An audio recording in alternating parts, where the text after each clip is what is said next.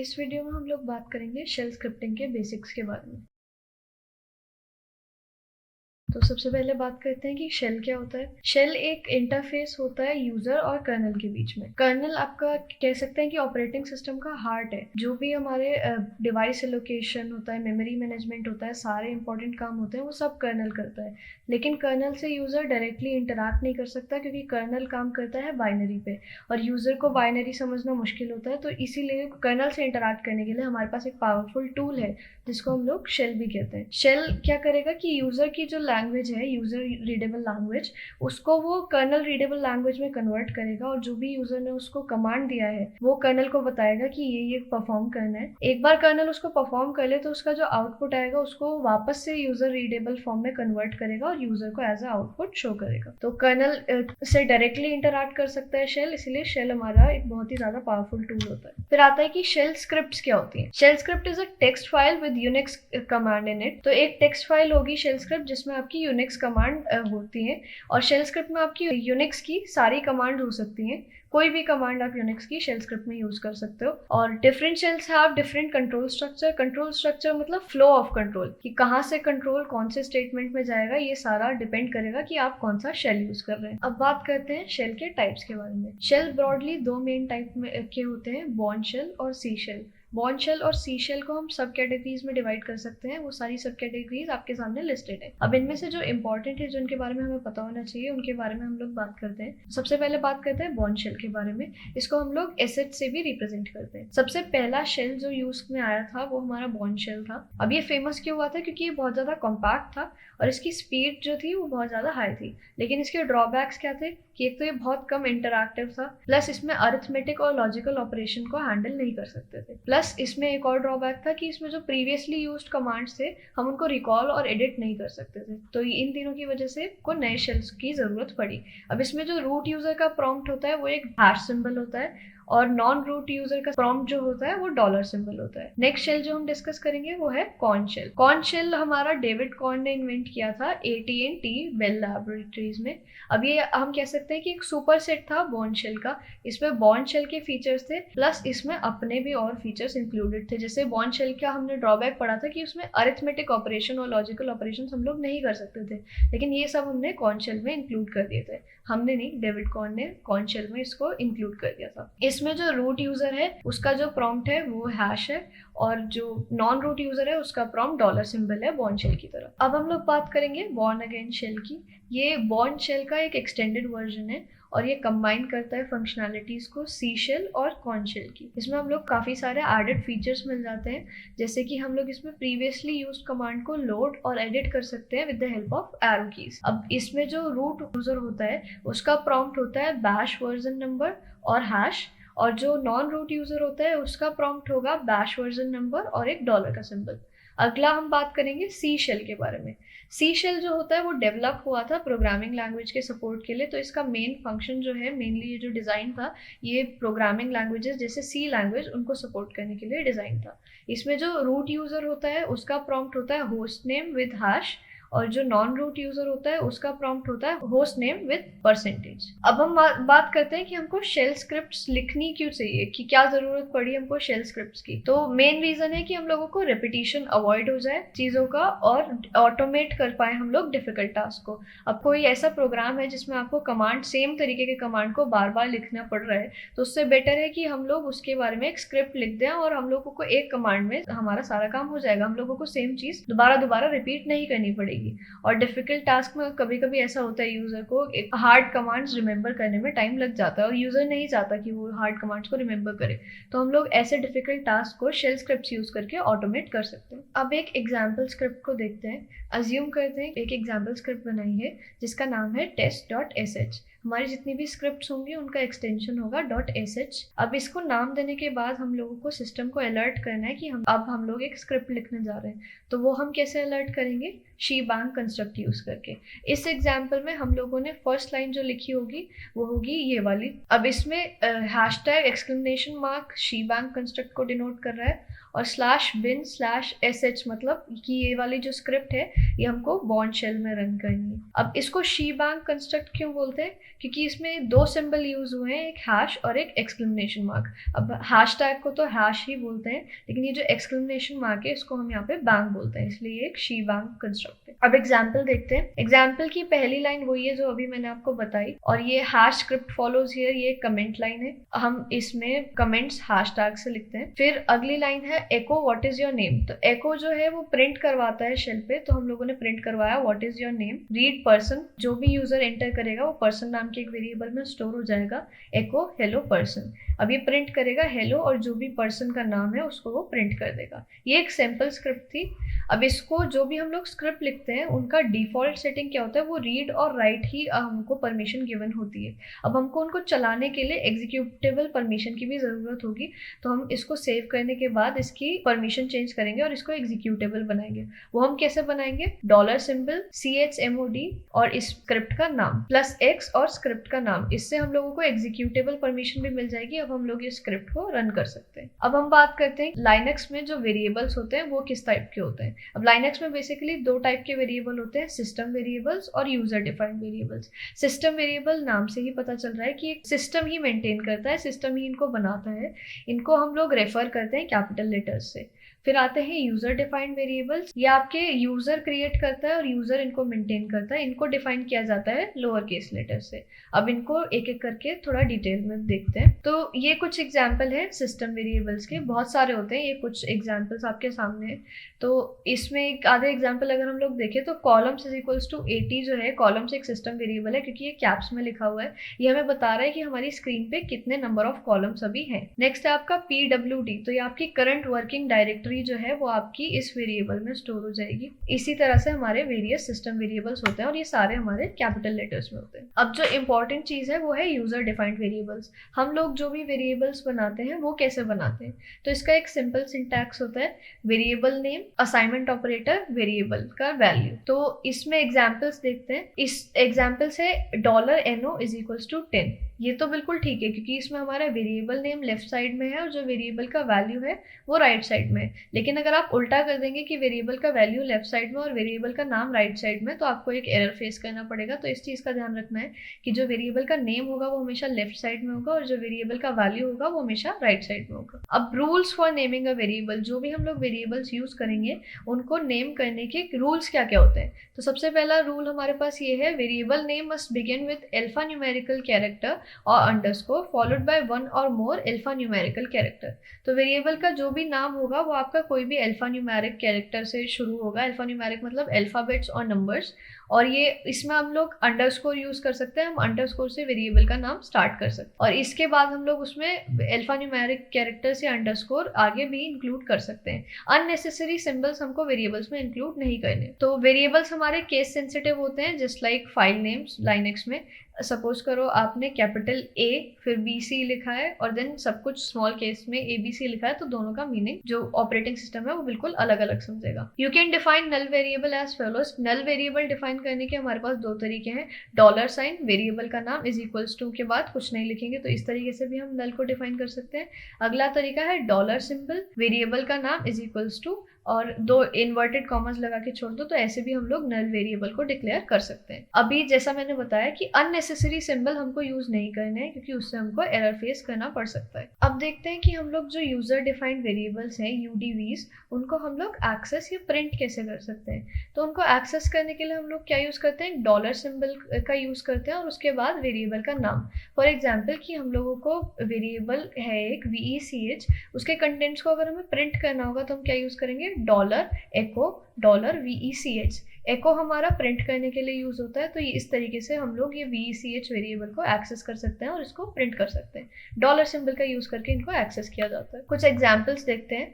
पहला एग्जाम्पल है how to define a variable X with value 10 in printed on screen. तो एक variable हमको डिफाइन करना है X जिसका वैल्यू होगा 10 और उसको हमको स्क्रीन पे प्रिंट करना है। तो हम कैसे करेंगे, $x इज इक्वल्स टू 10, यहाँ पे हम लोगों ने वेरिएबल को डिफाइन करा है और उसके बाद हमने उसको स्क्रीन पे प्रिंट करा है एको यूज करके $x। नेक्स्ट एग्जाम्पल देखते हैं, how to define variable xn with value Rani and print it on screen. तो वेरिएबल डिफाइन कैसे करते हैं, डॉलर सिंबल यूज करके, dollar symbol variable name is equals to operator और वेरिएबल का वैल्यू। तो dollar x n is equals to Rani, dollar echo, dollar x n. तो ये करके हम लोगों ने इसको स्क्रीन पर प्रिंट करा दिया। अगला है हमारे पास how to define two variables, x is equals to 20, y is equals to 5 and then to print division of x and y। अब हम लोगों को यहाँ पे x और y का डिवीजन करना है, तो उसको हम लोग कैसे करेंगे, x dollar x is equals to 20 हमने x को डिफाइन करा, dollar y is equals to 5 हमने y को डिफाइन करा, dollar EXPR x slash y। ये EXPR क्या करता है, एक्सप्रेशंस को इवैल्यूएट करने का काम करता है, तो हमने यहाँ पे इसको इवैल्यूएट कर दिया। अगला है कि जो हमने पिछला एग्जाम्पल अभी हमने देखा, हमें क्या करना है कि हमको उसका डिवीजन जो x और y का था उसको हमें एक वेरिएबल में स्टोर करना है जो है z। तो वो हम कैसे करेंगे, पहले x को डिक्लेयर करा dollar x is equals to 20, फिर y को डिक्लेयर करा dollar y is equals to 5, फिर हमने एक तीसरा वेरिएबल डिक्लेयर किया z, dollar z is equals to EXPR x divide by y। EXPR क्या करेगा, इवैल्यूएट करेगा x डिवाइडेड बाय y और उसको स्टोर करा देंगे हम z में। अब इसको हम लोग प्रिंट कराएंगे डॉलर इको डॉलर z। बात करते हैं रीडायरेक्शन ऑफ इनपुट आउटपुट की। लाइनेक्स में या अदर ऑपरेटिंग सिस्टम्स में हमारे पास ये पॉसिबिलिटी होती है कि हम लोग आउटपुट को स्क्रीन पे भेजने की जगह किसी फाइल में भेज दें, या इनपुट को कीबोर्ड से लेने की बजाय किसी फाइल से ले लें। तो इस प्रोसेस को कि हम लोगों को क्या ये डिसाइड करना है कि हम लोगों को आउटपुट स्क्रीन पे दिखाना है या फाइल में, हमको इनपुट कीबोर्ड से लेना है या फाइल से, इस चीज़ को हम लोग रीडायरेक्शन कहते हैं। अब रीडायरेक्शन हम लोग शेल स्क्रिप्टिंग में रीडायरेक्शन सिंबल्स की हेल्प से कर सकते हैं, जिसके बारे में हम लोग अभी आगे पढ़ेंगे। एक एग्जांपल देखते हैं। ls कमांड जनरली क्या करता है, आउटपुट को स्क्रीन पे देता है, लेकिन अगर हम चाहते हैं कि इसका आउटपुट हमें किसी फाइल में मिले तो हम क्या करेंगे, ls कमांड के बाद एक रीडायरेक्शन सिंबल लगाएंगे और वो फाइल का नाम लिख देंगे। तो क्या होगा कि जो आउटपुट है वो स्क्रीन की जगह वो फाइल में चला जाएगा, जो भी हमने वहां पे नाम लिखा है उस फाइल में। तो सबसे पहला रीडायरेक्शन सिंबल है हमारे पास ये वाला सिंबल का सिंटेक्स क्या होता है, कोई भी लाइनेक्स कमांड लिखेंगे, फिर रीडायरेक्शन सिंबल और फिर फाइल का नाम, जो भी फाइल में हम लोगों को आउटपुट चाहिए उसका नाम। काम क्या करेगा कि आउटपुट जो है हमारा लाइनेक्स के कमांड का, उसको फाइल में लिख देगा। अब अगर आपकी ऑलरेडी एग्जिस्टिंग फाइल है तो उसमें जो भी लिखा है उसको रिप्लेस कर देगा, और अगर फाइल नहीं एग्जिस्ट करती तो वो एक नई फाइल बना देगा। अब ये रिप्लेस कर देता है जो भी आपने लिखा होगा फाइल में उससे, बिना किसी वार्निंग के। तो अब आपको ये वाला सिंबल यूज करते हुए बहुत ज्यादा ध्यान रखना है। नेक्स्ट हमारे पास ये वाला रीडायरेक्शन सिंबल। ये क्या काम करता है, इसका भी सिंटेक्स सेम है, लाइनेक्स कमांड फिर रीडायरेक्शन सिंबल फिर फाइल का नाम। काम क्या करेगा कि जो भी आउटपुट है आपका उसको एंड ऑफ द फाइल में अटैच कर देगा। अब पिछले वाला रीडायरेक्शन सिंबल क्या कर रहा था, वो रिप्लेस कर दे रहा था जो भी फाइल में लिखा है। ये क्या करेगा, अपेंड कर देगा, आगे ऐड कर देगा। फॉर एग्जाम्पल आपको डेट ऐड करनी है किसी ऑलरेडी एग्जिस्टिंग डॉक्यूमेंट में, तो हम लोग ये वाले रीडायरेक्शन सिंबल को यूज कर सकते हैं। अगला रीडायरेक्शन सिंबल है हमारे पास ये वाला। इसका काम क्या होगा, ये इसका डायरेक्शन चेंज है, तो ऑब्वियसली अब ये आउटपुट के बारे में बात कर रहे थे हम लोग, पर ये वाला सिंबल क्या करेगा, ये इनपुट के काम आएगा। अब हमको इनपुट अगर कीबोर्ड से नहीं लेना और किसी फाइल से लेना है तो हम लोग इस वाले सिंबल का यूज करते हैं। सिंटेक्स इसका भी सेम है, लाइनेक्स कमांड फिर रीडायरेक्शन सिंबल फिर फाइल का नाम। ये बताएगा शेल को कि हम लोगों को एक्चुअली इनपुट कीबोर्ड से नहीं लेना है, हमको जो भी फाइल हमने मेंशन करी है वहां से हम लोगों को इनपुट लेना है। एग्जांपल है कि सपोज करो हमको कैट के लिए इनपुट लेना है, लेकिन हमको कीबोर्ड से नहीं लेना, तो हम क्या करेंगे, डॉलर कैट फिर ये वाला रीडायरेक्शन सिंबल और माई फाइल, या जो भी फाइल जिससे आपको इनपुट लेना है, तो ये कीबोर्ड की जगह उस फाइल से इनपुट ले लेगा कैट के लिए। अगला रीडायरेक्शन सिंबल जो है हमारे पास वो है पाइप। इन्वर्टेड कॉमास के अंदर ये जो सिंबल है इसी को हम लोग पाइप बोलते हैं। इसका काम क्या होता है कि एक प्रोग्राम के आउटपुट को दूसरे प्रोग्राम से कनेक्ट करने के लिए हम लोग पाइप का यूज करते हैं।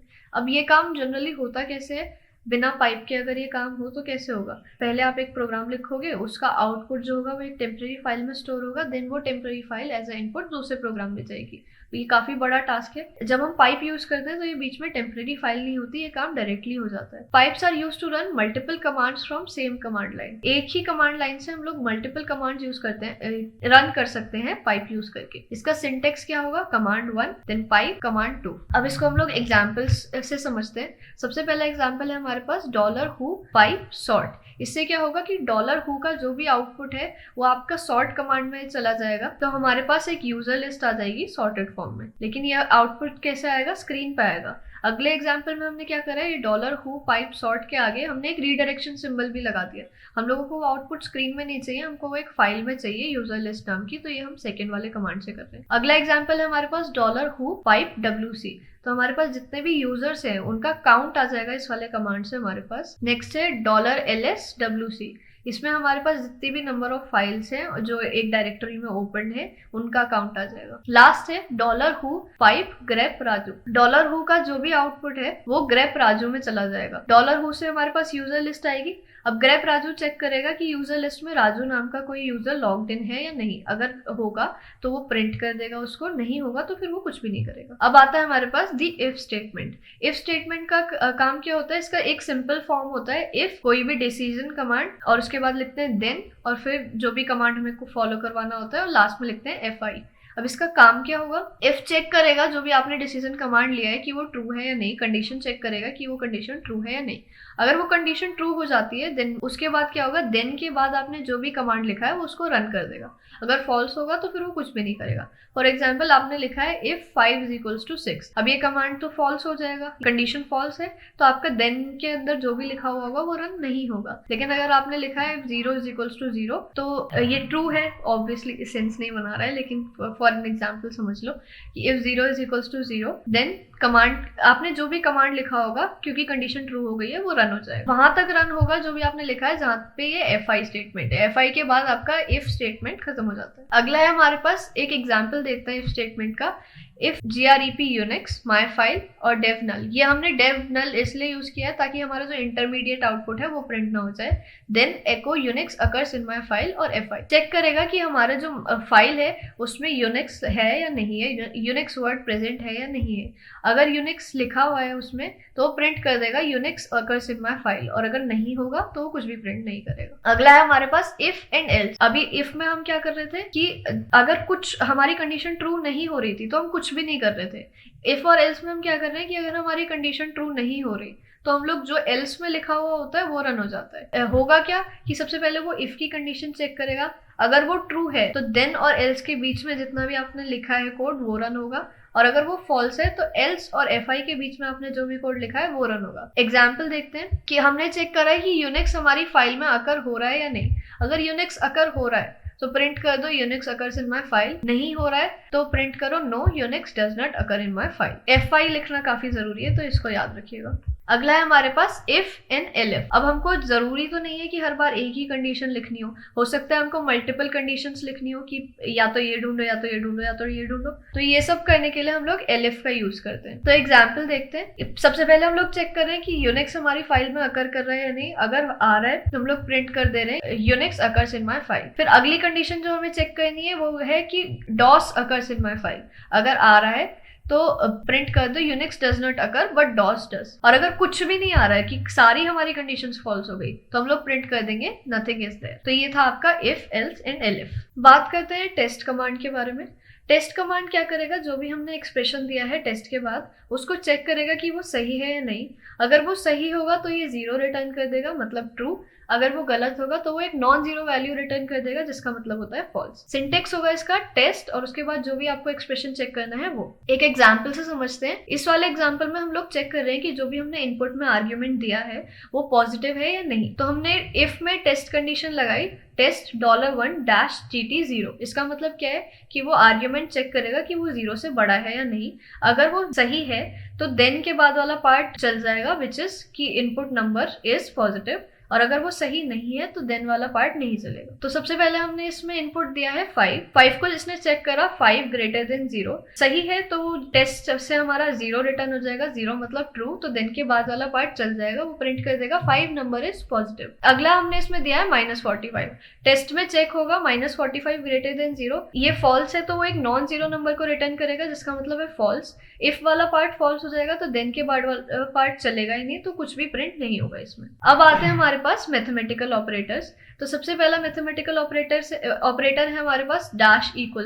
ये चेक करेगा कि आपका जो लेफ्ट वाला एक्सप्रेशन है और राइट वाला एक्सप्रेशन है वो आपस में बराबर है क्या। नेक्स्ट वाला है $. ये चेक करेगा लेफ्ट वाला एक्सप्रेशन और राइट वाला एक्सप्रेशन आपस में बराबर नहीं है क्या। नेक्स्ट है आपका $LT मतलब लेस देन, चेक करेगा लेफ्ट वाला एक्सप्रेशन जो है वो राइट वाले से छोटा है क्या। अगला है -LE मतलब less than equals to, check करेगा कि लेफ्ट वाला जो भी एक्सप्रेशन है वो राइट वाले से या तो छोटा होना चाहिए या उससे बराबर होना चाहिए। नेक्स्ट है डैश जीटी। जीटी मतलब ग्रेटर देन, तो वो चेक करेगा लेफ्ट वाला जो भी एक्सप्रेशन है वो राइट वाले एक्सप्रेशन से बड़ा होना चाहिए। लास्ट है आपके पास greater than equals to, check करेगा लेफ्ट वाला एक्सप्रेशन राइट वाले से बराबर है या उससे बड़ा है क्या। अगला है फाइल एंड डायरेक्टरी ऑपरेटर्स। तो सबसे पहला हमारे पास डैश एस। डैश एस देखता है कि हमारे पास एक वैलिड फाइल ओपन है या नहीं। फिर डैश एफ, ये आपका देखेगा कि जो आप फाइल चेक करो वो एक नॉर्मल फाइल है, डायरेक्टरी नहीं होनी चाहिए। नेक्स्ट है dash D D I R, ये चेक करेगा कि जो फाइल है वो डायरेक्टरी है, फाइल तो नहीं है। फिर है आपका डैश डब्ल्यू, ये बताता है कि फाइल राइटेबल है। डैश आर, ये देखता है कि फाइल रीडेबल है। और डैश एक्स, ये बताता है कि फाइल एग्जीक्यूटेबल है। फिर आते हैं हमारे पास लॉजिकल ऑपरेटर्स। तो सबसे पहला है हमारे पास नॉट का ऑपरेटर। नॉट, उसके बाद जो भी एक्सप्रेशन होगा वो आपको लॉजिकल नॉट करके उसका रिजल्ट दे देगा। फिर है expression one dash a expression two, या आपका एक्सप्रेशन वन और एक्सप्रेशन टू का लॉजिकल एंड आपको दे देगा। फिर आपका expression one dash o expression two, या आपको दोनों एक्सप्रेशन का लॉजिकल और दे देगा। नेक्स्ट अब आता है हमारे पास, अब बात करते हैं कंट्रोल स्टेटमेंट्स की। कंट्रोल स्टेटमेंट्स हमको अलाउ करते हैं कि हम लोग अपनी स्क्रिप्ट का फ्लो ऑफ कंट्रोल चेक कर सकें, कि हम लोग देख सकें कि कौन सी स्टेटमेंट के बाद कौन सी स्टेटमेंट एग्जीक्यूट होनी चाहिए। अगर कंट्रोल स्टेटमेंट्स नहीं होती तो एक स्टेटमेंट के बाद दूसरी, दूसरी के बाद तीसरी, इस तरीके से हमारा प्रोग्राम चलता। लेकिन कभी कभी ऐसा होता है कि हम लोगों को इस सीक्वेंस में नहीं, किसी और सीक्वेंस में अपनी स्क्रिप्ट को चलाना होता है। फॉर एग्जाम्पल कि हमें कोई कंडीशन चेक करनी है कि अगर ये कंडीशन ट्रू हो तो ये करो, नहीं तो ये करो। तो अगर हमारे पास कंट्रोल स्टेटमेंट नहीं होती तो हम लोग ये चीज को नहीं कर सकते थे, लेकिन हमारे पास कंट्रोल स्टेटमेंट है। तो हमारे पास तीन कॉमन टाइप की कंट्रोल स्टेटमेंट्स होती है, कंडीशनल्स, लूप स्टेटमेंट्स और ब्रांच स्टेटमेंट्स। कंडीशनल्स में कौन सी आती है, इफ देन एल्स, जो हम अभी पढ़ चुके हैं। लूप स्टेटमेंट्स हमें अलाउ करती है कि हम लोग कोई कमांड को बार बार रिपीट करें, बार बार टाइप करें, कि एक ही कमांड के द्वारा हम लोग एक कमांड को रिपीट करवा सकते हैं। फिर आती है ब्रांच स्टेटमेंट्स।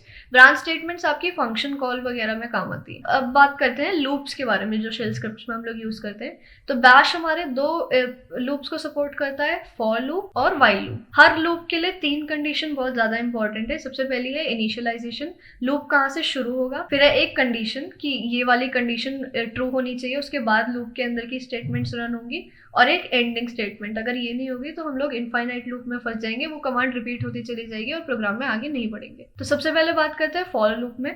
फॉर लूप हमें अलाउ करता है कि हमारी कमांड रिपीट होती रहे एक स्पेसिफिक सेट ऑफ वैल्यूज के लिए। इसका सिंटेक्स होता है ये, for variable name in list, कि वो वेरिएबल नेम को लिस्ट में चेक करेगा, अगर वो लिस्ट में प्रेजेंट है तो वो उस वेरिएबल नेम के लिए उस कमांड को एक बार रन कर देगा। जितना आपने लिस्ट दिया होगा वो उस लिस्ट के हर एक एलिमेंट के लिए एक बार उस कमांड को रन कर देगा। डू और डन के बीच में आपने जो भी कमांड लिखा है उस, तो इसको एग्जांपल से अच्छे से समझते हैं। For I in 1 2 3 4 do echo looping number I done. तो क्या करेगा कि आई को चेक करेगा, आई को एक वैल्यू असाइन करेगा वो हर बार, इस जो भी आपने लिस्ट असाइन करी है, और वो चेक करेगा कि वो जो आप आई को वैल्यू मिली है वो इस लिस्ट में है या नहीं। अगर वो लिस्ट में होगी तो वो डू और डन के बीच में आपने जो भी लिखा है उसको एग्जीक्यूट कर देगा। सबसे पहले आई को 1 मिलेगा, 1 लिस्ट में प्रेजेंट है तो वो 1 को प्रिंट कर देगा, लूपिंग नंबर 1। सिमिलरली वो ऐसे करते करते 5 तक जाएगा। जैसे आई को 6 मिलेगा, वो आपकी लिस्ट में प्रेजेंट नहीं है, तो वो ये कंडीशन फॉल्स हो जाएगी, तो वो लूप से बाहर आ जाएगा। अब आता है हमारे पास व्हाइल लूप्स। व्हाइल लूप में क्या होगा, व्हाइल के बाद हम लोग एक कंडीशन लिखते हैं और उसके बाद डू और डन के बीच में अपना कमांड लिखते हैं। व्हाइल के बाद जो भी आपने कंडीशन लिखी, अगर वो ट्रू है तो डू और डन के बीच में आपने जो भी कमांड लिखे हैं वो सारे कमांड एग्जीक्यूट हो जाते हैं। एग्जाम्पल देखते हैं इसका, while I is less than 10, do और डन के बीच में जो भी हमने लिखा है वो एग्जीक्यूट हो जाएगी। जब तक आई में वैल्यूज जाएंगी 0 से लेके 10 तक, जब तक वो 10 से कम है तब तक हमने डू और डन के बीच में जो भी लिखा है वो एग्जीक्यूट होते रहेगा। तो that's all about basics of shell scripting. Thank you.